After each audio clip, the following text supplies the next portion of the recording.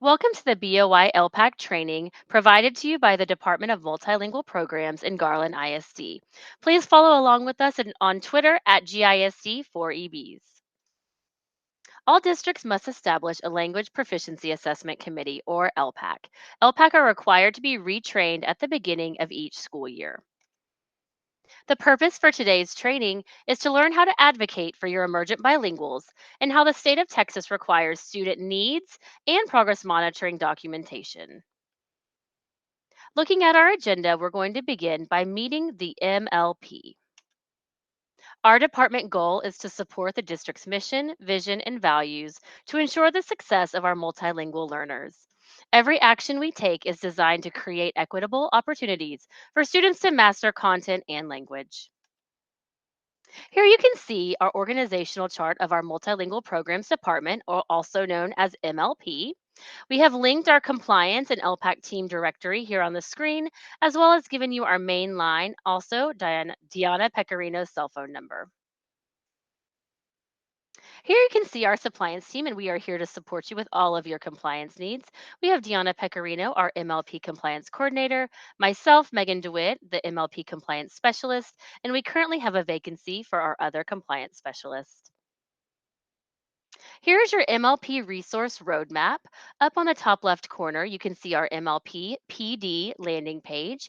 This is a new document where you can go to request professional development, either asynchronous or live PD for Strive credit. On the top right, we have our LPAC directory, which we'll be referencing many times throughout the day today. And this is our comprehensive compliance resource page that we'll be adding to throughout the year. On the bottom left, we have our new MLP intranet page where we provide detailed information regarding each of our teams in the MLP department, as well as our education elevation education platform where we house our EB data, student monitoring, and LPAC documentation. Please keep in mind that this information that's in Elevation is fed in nightly from Skyward. However, Elevation does not send information to Skyward. Here we have a larger view of our GISD LPAC directory. Please save this as your favorite page in Google, bookmark it, love it. This will be a one-stop shop for you to come for all of your resource needs for compliance. All right, as far as accessing Elevation, if you are new to the platform, you will locate this through ReadyHub. So you'll go to ReadyHub, type in your GISD credentials. You do not need to type in at garlandisd.net, and then you'll click on the Elevation app. We've also linked the presentation that will guide you through each of the components that you'll find in Elevation in a little bit more in-depth detail. When you log in, the first thing you're going to see is your Elevation dashboard. We also have up at the top the GISD LPAC directory linked there. We're going to try to link this as many places as possible so it's easy to find. You can also see we have dashboard tiles that note your active EBs, your parent denials, newcomers, exit monitored students, as well as different lists such as your initial LPACs that are needed, your ICs that are needed, and we'll get into the parent approval forms and PEMS code changes here in just a little bit. All right, continuing on the dashboard, when you scroll down, you'll also find student data lists that note your numbers of students in bilingual or ESL, exit focus groups to help you target instruction for your students, as well as your student languages that are on your campus, and your duly coded student data list. The next document that we're going to review is the LPAC teacher or administrator year at a glance. And here you're going to find links to all of your LPAC meeting schedules, testing calendars, dates for state required trainings and PD. Please keep in mind that as the testing calendar changes, these dates might change as well. So this is a live document. Refer back to it frequently. If you print it out, just make sure to double check the dates on the actual live document. It'll also include your PEMS deadlines as well as your LPAC monthly focus. All right, back to our agenda, moving into identification of EB basics. All right, we wanted to start out by showing you the TEA identification process. We just thought this was a really good visual of showing identification, going into placement, review and reclassification, as well as monitoring. We've linked the identification video from TEA as well as a link to the website for more resources. This is our GISD identification process. And so when students enroll, all students are administered a home language survey. And from there, if they speak a language other than English, those students will be language tested to see if they qualify for an EB program. Once that happens, we'll go into our LPAC meetings, and we're going to get into a little bit more detail here in just a second. Again, on our LPAC directory, we have a section for our student services enrollment support. Here you're going to find the identification process, the enrollment flow chart that we just saw, examples of the placement forms that parents will be filling out, as well as a list of your language test advisors for each campus. The GISD enrollment process goes as follows. Students will first enroll in Skyward. And then the enrollment center will add the following information to Skyward. For students who are new to Texas, they're going to schedule your language testing. They're going to provisionally place and code the student. And from there, that's going to trigger an initial LPAC. It's going to be very similar for students who are transferring from within Texas. If they're a GISD re-enrollee or coming from a different Texas school, student services will provisionally place and code those students, and then that will trigger an instructional conversation in Elevation. Now, this is something new as far as program changes, and we'll talk more about this as well in a little bit. But program changes from the provisional program will now be completed in Elevation, and these will be done by the MLP, which we will need to approve those program changes prior to putting those into Skyward. All right, student services support. We work very closely with student services. So we wanted to provide you this document just to know who to contact for what role. So the LTAs are our language test advisors, and they're going to be in charge of the initial EB coding, home language survey revisions, and the LPAC green folders. The MLP team, the LPAC administrators, and the LPAC teachers will be responsible for correcting errors or changes after initial coding in Skyward regarding Vietnamese dual language, SIFE, refugees and asylees. And then also the LPAC admin and teachers will have updated checklists provided to them by the MLP. All right, speaking of green folders, sometimes we don't have a copy of the home language survey. So this is how you can access the home language survey in Skyward. In Skyward, when you log in to the student profile, you're going to look on the left for the custom forms drop down, and then you'll see some e-documents, and you'll be looking for the e-parental survey of home language. And this is something that parents will fill out when they enroll in GISD. However, we need your help and support in ensuring that that is the original home language survey. If you find documentation that this was not the original, please contact student services to make those changes. Very important to note, if there is an error made by a parent on the home language survey, there are very specific parameters that have to be followed. This can only be done if the student has not been tested for English proficiency. So once they are tested, no changes can be made, and they also must be made within 2 calendar weeks of enrollment. All right, as far as home language survey revisions from student services, the first reason that this may happen is they may want to change their home language survey within the first 10 days of testing. The second reason they may want to change the home language survey is that the responses were entered differently than on the original survey, and that would need to be edited because the original home language survey is what will stand. From there, the language test advisors will ensure that the following have been done, that the change of responses are updated in the student profile. There's a note added to the parent signature field. They may need to update the coding depending on if the student qualifies or not for EB programming, as well as scanning and enrolling and uploading this document into the enrollment portfolio. All right, this is a chart of your language test advisors per campus. The roles of these wonderful ladies are to give the initial EB coding in Skyward, the MPA newcomer coding, like we just were talking about. They will make the home language survey revisions as well as creating those LPAC folders to send to you at the campus.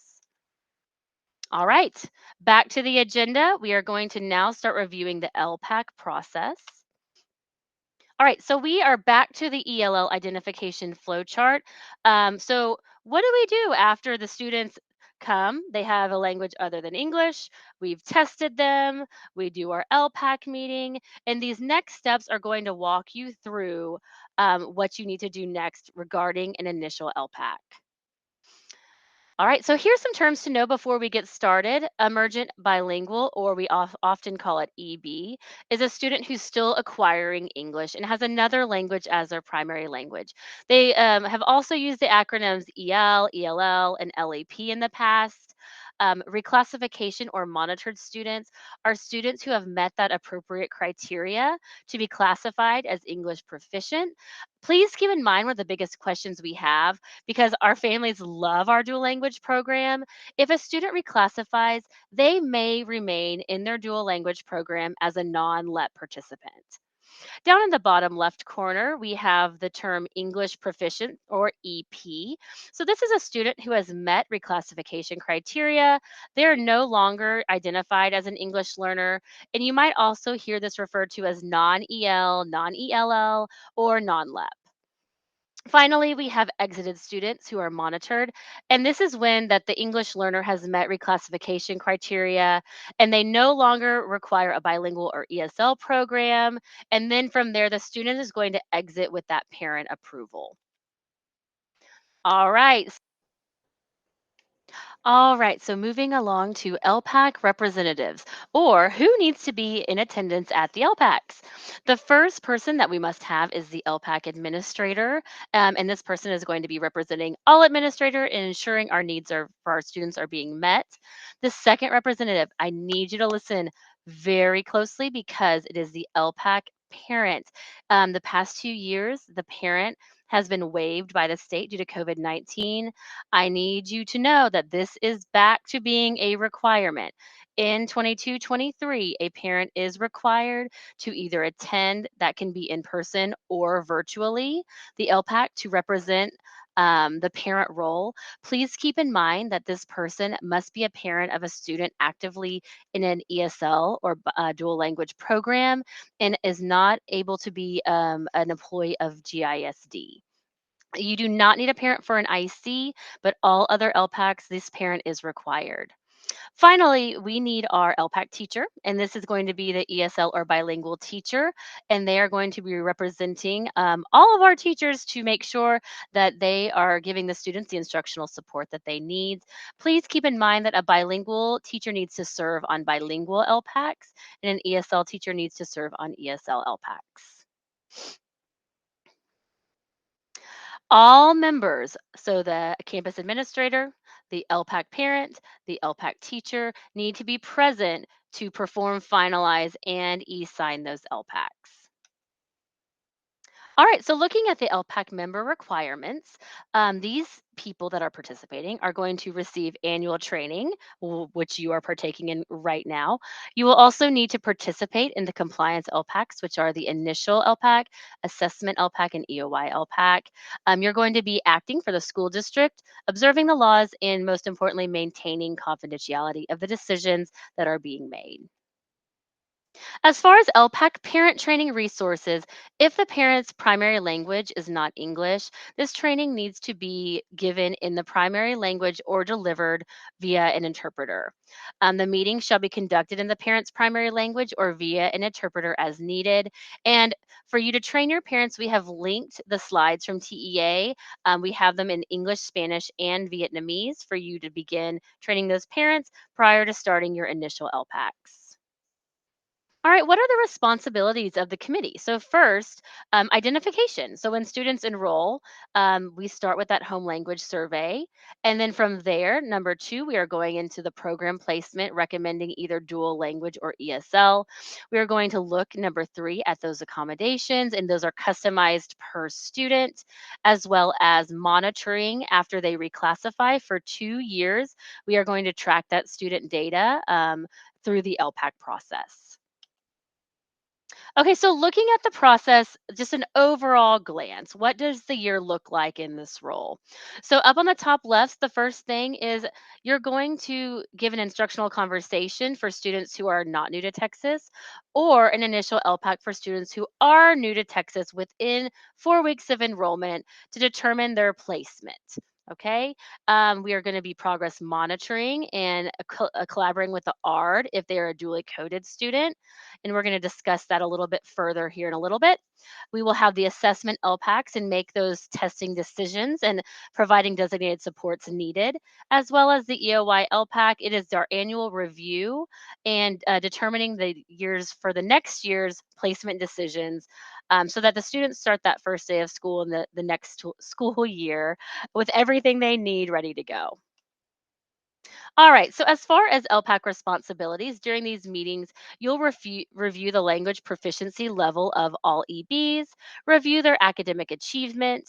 You're going to designate the initial placement of EBs. This is subject to parent approval. We'll talk about that with our initial LPACs. Facilitate the participation of EBs in other special programs, as well as reclassifying students, and that will happen in the EOY LPAC only. All right, so what documentation do we need in the LPAC binder?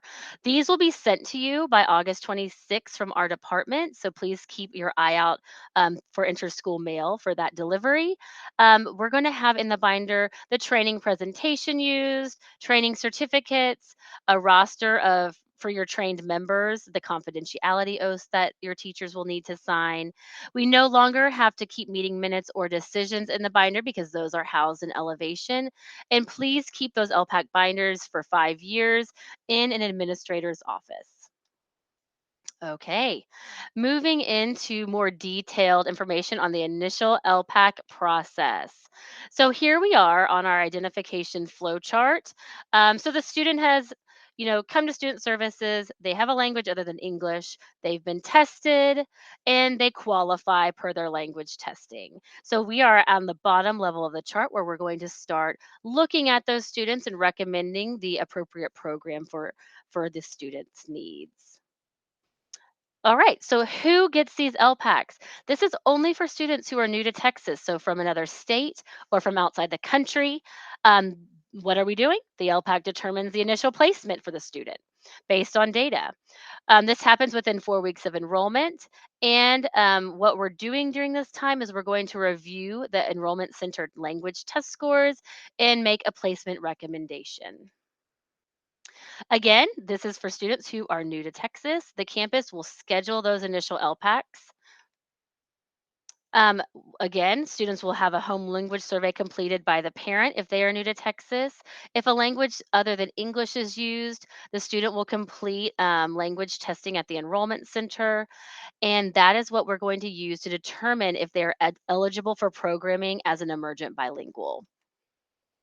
Okay, so the LPAC compliance window on the right, you're going to see our 4 week schedule that we've created for you, just showing like if they enroll this week, when is the due date for that 4 week window. Keeping in mind that the yellow sections are a little bit shorter than 4 weeks due to holidays or PD days or what have you.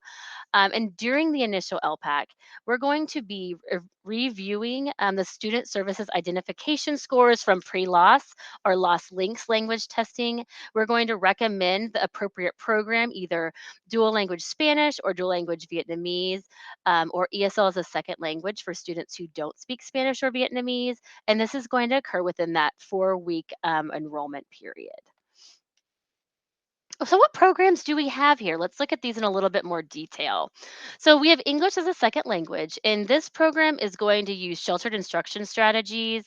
They're going to be learning English while simultaneously learning grade level content. We have our one way dual language program in Spanish or Vietnamese, where they are developing bilingualism, biliteracy, and biculturalism. They're going to acquire full proficiency in all content areas from pre K to at least fifth grade. And then our two-way dual language program, which is a magnet program that we only offer at Vile Elementary. These students are going to be EBs and English proficient students that are developing bilingualism, biliteracy, and biculturalism. They are also going to acquire full proficiency in all content areas in pre K to fifth grade. Our secondary programs are English as a second language, again, with the sheltered instruction strategies.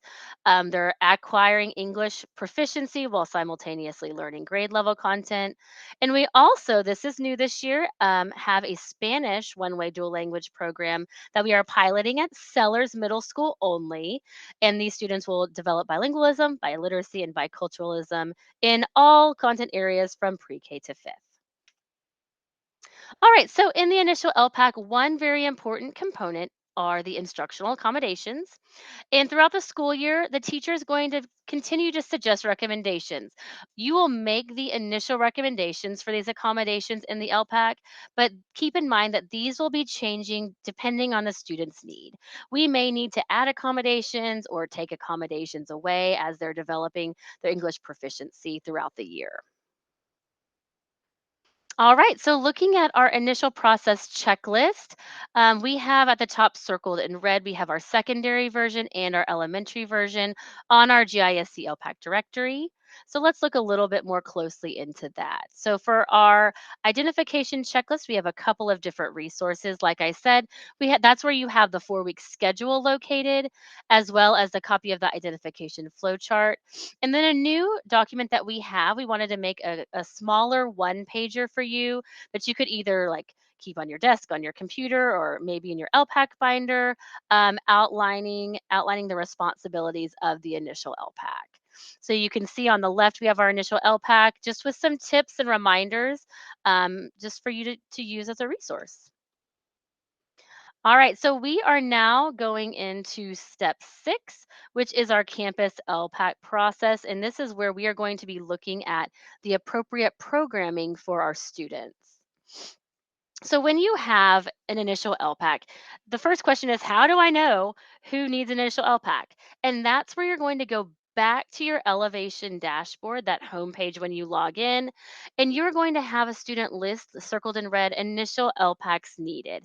And like we said earlier, our language test advisors at Student Services, um, they input into Skyward the students when they enroll if they need an IC or an initial, and that is where that feeds into an elevation. So you're going to be able to see one comprehensive list of who you need to have an LPAC for. You can also see the students who need an initial LPAC by going to that student tab at the top, LPAC Center, and then there is a tab called Initial LPAC New to Texas.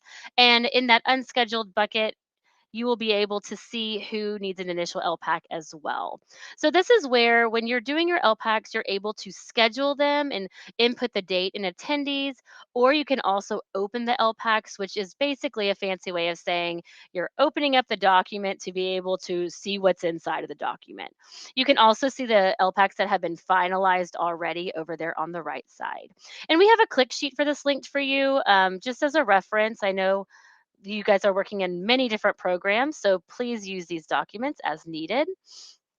In the LPAC, we will also be noting the years in U.S. schools. This will be done through the initial LPAC as well as the student history worksheet, and we'll complete and finalize that initial LPAC as well. Okay, so we have done our LPAC, we have finalized our LPAC. What is the next step that we need to do? Let's take a look. We need parent approval. So, anytime you are placing a child in a program or you are wanting to change the program, for instance, a fifth grade dual language student moving into sixth grade ESL, we need parent approval documented and put in the green folder. So, after finalizing that initial LPAC, you're going to print a parent approval letter and have them sign and date that letter from elevation. And so we have a click sheet here listed for you of how to do that process for you to reference. And the letters have to be signed and returned to initiate that funding. So when you go into elevation to the parent letters, you're going to be looking for that initial identification and placement letter for a bilingual or an ESL program. All right, so you have finalized your initial LPAC. You have generated and printed and sent home that parent permission letter through Elevation. Now, what do you do once you get those letters returned to campus? And last year, if you were an LPAC administrator or an LPAC teacher, we submitted these updates through a spreadsheet that we gave to student services, and they were in charge of making those coding updates. This year, our team is going to be responsible for that piece of the process. So this is new. So please pay attention. It is going to be done through Elevation. So as you can see on the screen, we have a click sheet, of course, that will walk you through this process. But what you'll do once you receive that letter is, like all of our LPACs, you're going to go into LPAC Center. And when you see an LPAC Center, you're going to see a tab that says the initial parent approval. And so what you're going to do once you've received that signed and dated letter, you're going to open that LPAC up, and you're going to be entering that parent approval date as the program that was approved through the parent. And this is the most, possibly one of the most important pieces of this process, because this is what generates funding.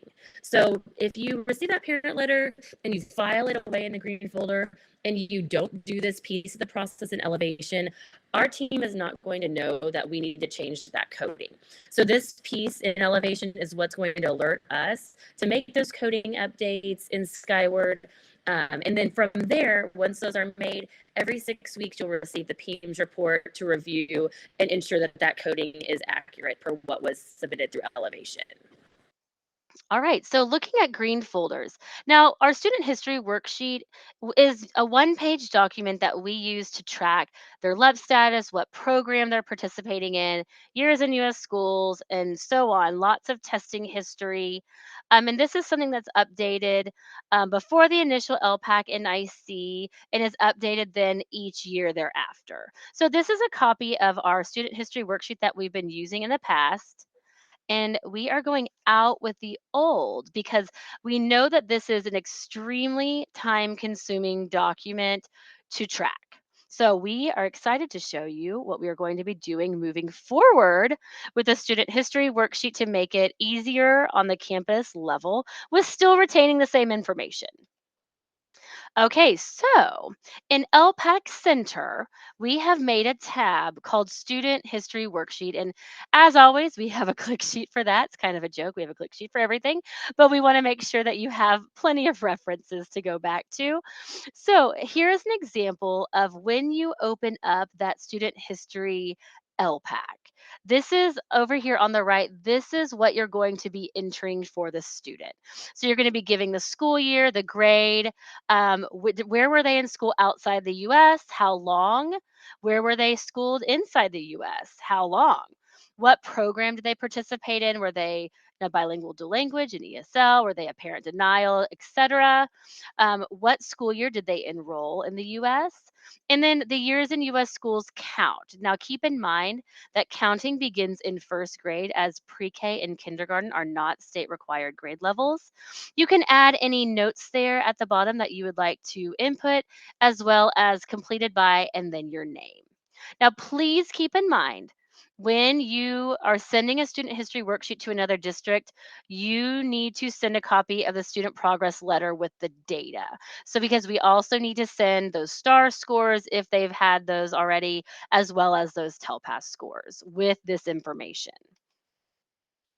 All right, so in Elevation, you'll complete that student history worksheet. This is the click sheet view of what that will look like. And it's automatically going to be entered into the Elevation student profile. So when you go to that student LPAC tab, it will be just like your initials and your ICs feed into that LPAC tab. So will the student history worksheet. And finally, on step 10, what do we do after we've done all this? We've sent the letter, we've done the student history, we have approval, we've changed the coding, is we need teacher follow up.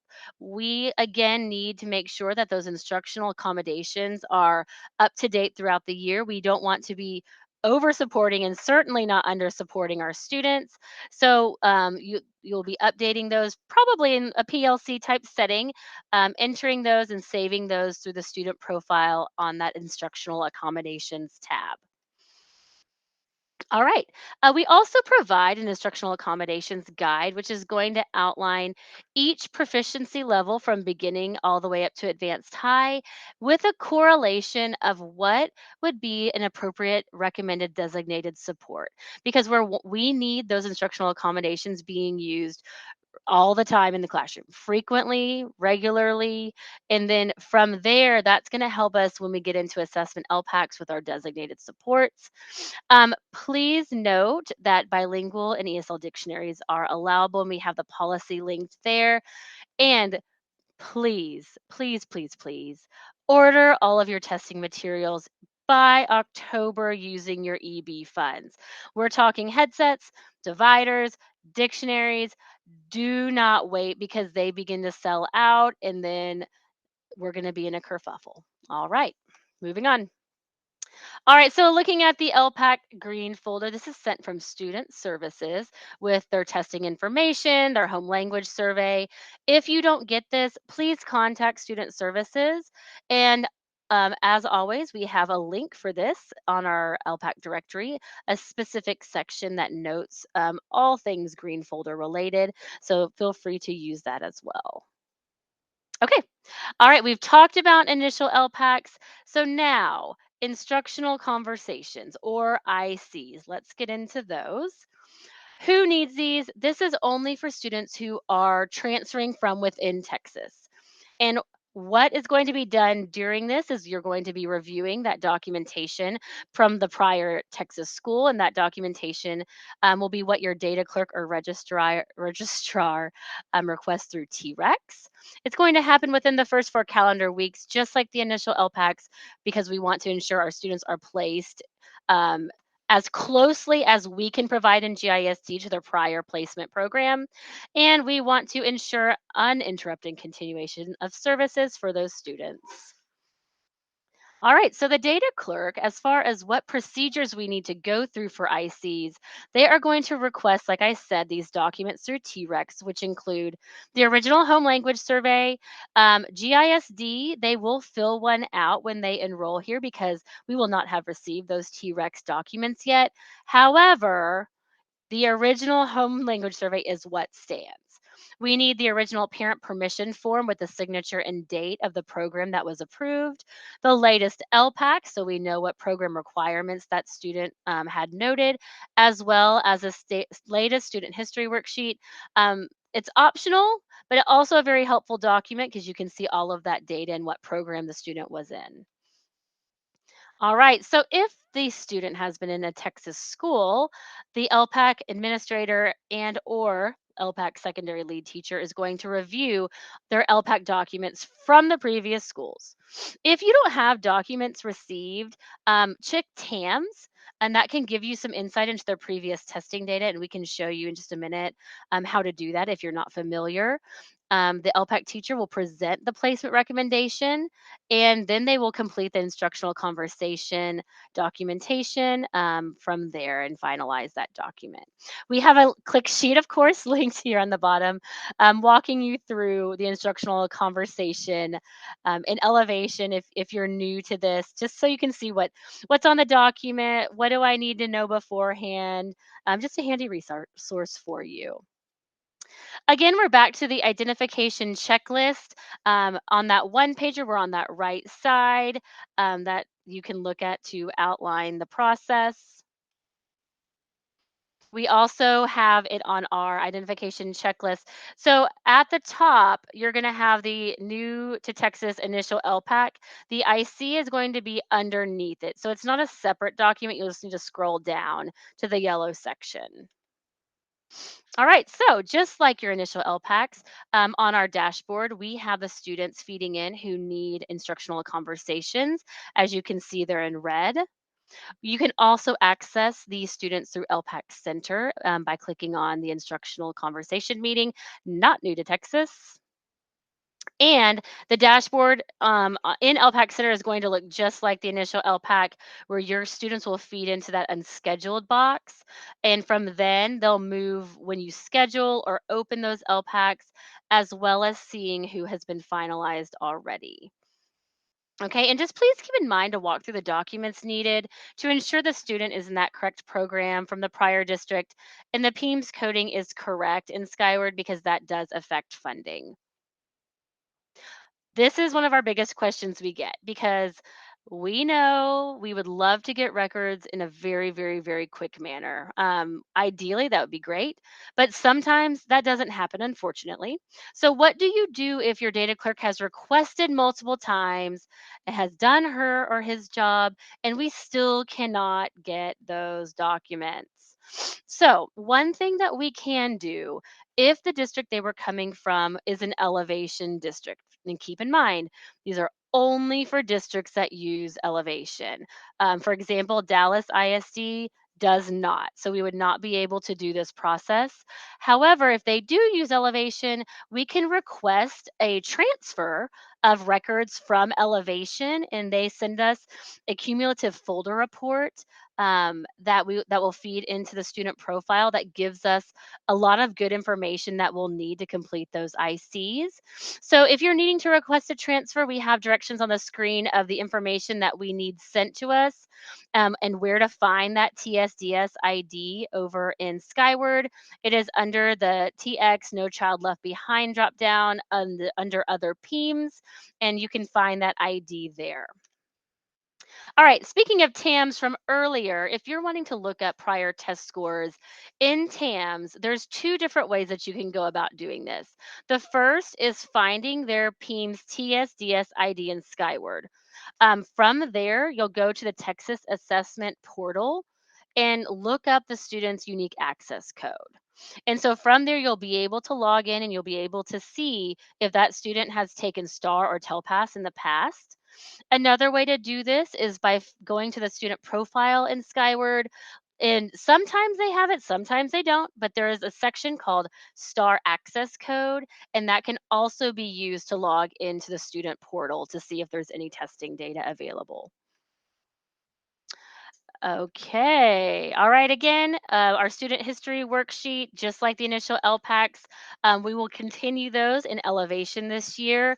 Um, just like I showed you earlier, that will be through LPAC Center in the student history worksheet tab. The instructional conversation for the LPAC green folder. Again, Student Services sends those folders to each campus. And then your data clerk from there is going to request that home language survey, the program information, testing information, parent approval letter, and the latest LPAC. And we also hope the student history worksheet as well. If you do not receive those folders, again, please contact Student Services. All right, moving along. Assessment LPAC process. Who has this process when we're making testing decisions? These will be students participating in bilingual or ESL programming and parent refusals.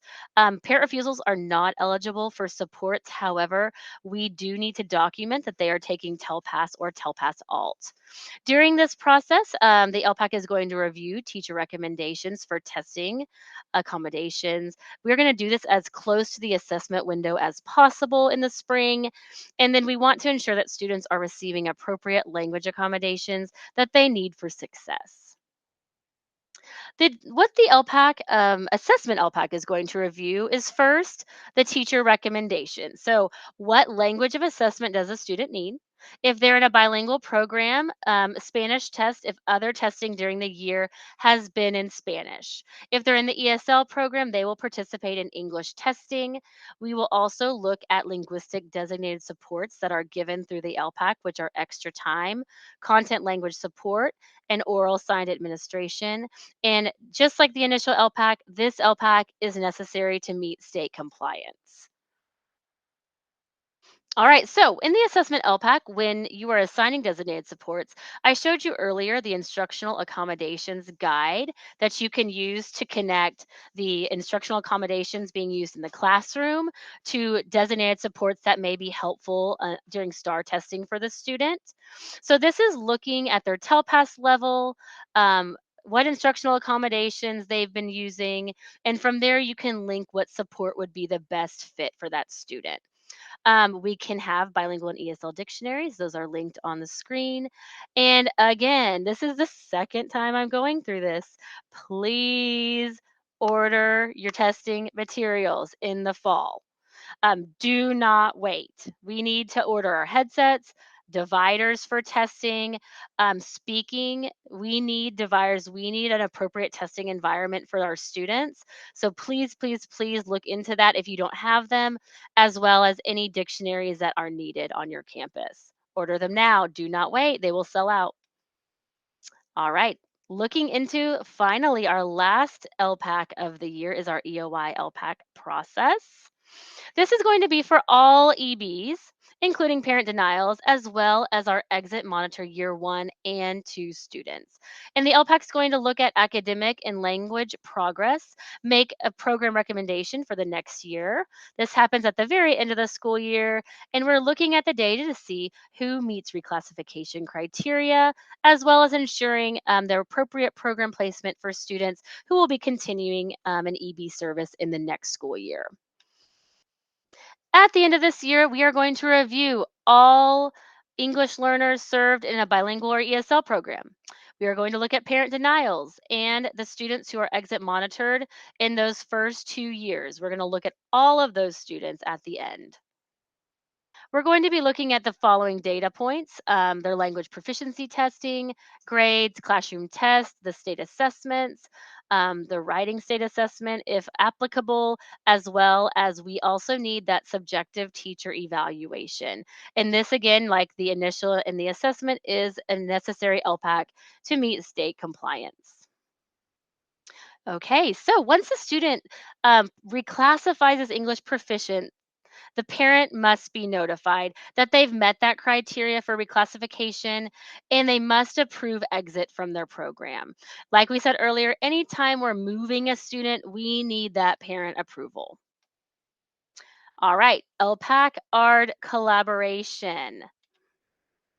All right, so TEA, this comes from the state that the LPAC members shall meet in conjunction with the ARD committee to review and provide recommendations with regard to the educational needs of each English learner who qualifies for special education services. Here are the steps. So, this is the path for reclassifying a student that has a significant cognitive disability. And I know it's hard to think about reclassification right now. I get it. We're at the beginning of the year. However, if you don't start this process as soon as you possibly can in this fall semester, that student is not going to be able to reclassify under this criteria at the end of the year. The process for these students has to start now. So the first thing you're going to do is see if the student qualifies for the individual reclassification process during the ARD. All right. From there on step 2, you're going to determine the assessments and create an individualized reclassification plan. And this is what you have to do now. We need that plan. And we like to just give an example of what that plan could entail for students who have a significant cognitive disability. Um, an example would be if the student is nonverbal, if you're trying to decide if the student is comprehending language, you could have the student point or look towards something that's the same each month and document that progress, whether they were able to complete that task or not. And then step 3, finally, determine if that student has met reclassification criteria in conjunction with the ARD at the end of the year. So as you notice, students who are falling into this significant cognitive disability criteria, these decisions start with the ARD and they end with the ARD. We are working in conjunction with them. Okay. Parent letters. Let's take a look at what we need to do for parent letters. We have 3 types. We have the identification letter. So these are going to be for our students who had an initial LPAC. That is to inform the parent of the LPAC program decision. We need that parent permission to begin services in that program to initiate funding. This is for our newly identified students. This has to be signed and returned and filed in the green folder. All right. We also have the student progress letter, and this, like it says, is going to notify parents of the student progress. These are for students who are continuing either in ESL or dual language programming, our students who are continuing as a parent denial, and our monitor students for year one and year two. These don't need to be signed and returned, but we need to send these each year just so the parent is able to track their students' progress. All right, and finally, we have the reclassification letter. And this is when students meet the state criteria that we need to notify them. We must gain that approval from them for exit. And these also must be signed and returned to file in the green folder. We have a section, a click sheet in our BOY LPAC process of how to generate these parent letters in Elevation for you to reference. Please keep in mind that we have to send these parent letters home by September 1st. Okay, these are the September 1st. They're the parent progress, I'm sorry, the student progress letters. These have to be sent within the first 30 days of school. Okay, and we also have a click sheet for that, of always. Um, and that, as you can see on the screen, it outlines exactly where you go and how to print these letters out. Again, we have to print these for parent denials, bilingual students, and ESL students from Elevation. They don't have to be signed and returned. You can see these are under the district templates. So when you go into the parent letters in Elevation, you have to scroll down just a little bit, and you will find the parent notification of student progress for either a parent denial, a bilingual education student, or ESL. All right, coding updates. We have a new process for coding changes. In the past, student services, when there have been program changes, they have been responsible for making those changes. This year, the compliance team from the MLP department will be responsible for any coding changes after the initial coding. And so, of course, we have a click sheet for that, outlining that process for you that looks like this. Um, what? No more 1055s. Those are actually going away, and we are going to be doing this in Elevation. So the document that you see on the screen is going to show you some scenarios. So the one that we're going to be referencing right now is if the parent's requesting a program change. So from ESL to dual language or vice versa, if they've decided they want to deny services, or if they're a parent denial and they've decided they want to participate in services. So your first step is going to be to meet with the parent. We need to talk with the parents. We need to look at student data. We need to tell them what are the pros and cons of making this decision as far as your student's needs and instruction. And so, we of course encourage our parents to participate in a program. So that is at step one. Step two is you're going to have to get two parent letters. The first parent letter is going to be to deny the program they're currently in. So if they are a student that's in dual language wanting to change to ESL, they would need to deny dual language on the parent letter. And then on the ESL parent letter, they will need to approve the ESL program. So once you have gained both of those parent letters, that's when you go into Elevation and you're going to make a PEAMS code change. And like that student history worksheet in Elevation, it is also an LPAC center, and we have a click sheet for that as well. Once that is done, then Dr. Zhu will confirm the capacity with student services, make that approval, and once we have Dr. Zhu's approval, the compliance team will make those necessary changes in coding and Skyward. And then finally, once the campus receives that final approval email from us, then you can move the student to their new instructional setting. Please keep in mind the 6 weeks reports from PEAMS are very important. If there's any coding changes that are necessary, please reach out to our compliance team so that we can look into those. All right, so I said that this was going to be done in Elevation, and there is a click sheet for how to walk you through this process in LPAC Center. It's very simple. You're giving the justification of why they're changing, what date the parent requested it on the letter, what is their new program. It's a very short document, but it's a really good way for us to be able to filter lists and make sure that all of our coding is as up to date as possible. Okay, so whew, we have gone through all this roadmap. Now you're thinking, I have heard so much information. What do I need to do? Right? Let's talk about that. Um, on this slide, you'll see that we have our LPAC administrator or teacher meeting dates. We talked earlier about these. They are subject to change. They've already been changed. We had scheduled this in person and it's asynchronous. So please refer back to that frequently to make sure that there haven't been updates based on things like the testing calendar being moved around. We have the link right there for you, as well as we need to be communicating with our EB paraprofessionals. We have the schedule of the meeting here, as well as the link to the flyer that you can send to them. So these will be virtual as well. As you can see, we have our Google Meet code and the time listed there. Now, what do I do? This is your BOI LPAC schedule, okay? So as you can see, it's listed in the LPAC directory as well as linked here on the slide. And this is gonna give you an outline and a time frame of what you need to do these first few weeks of school to make sure you are following state compliance.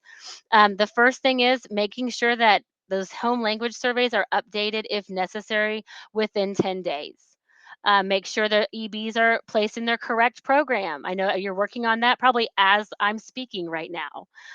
You are taking currently, you're at training, so you're checking off that third box already. From here, you're going to train your staff with your LPAC training. You're going to train your parent.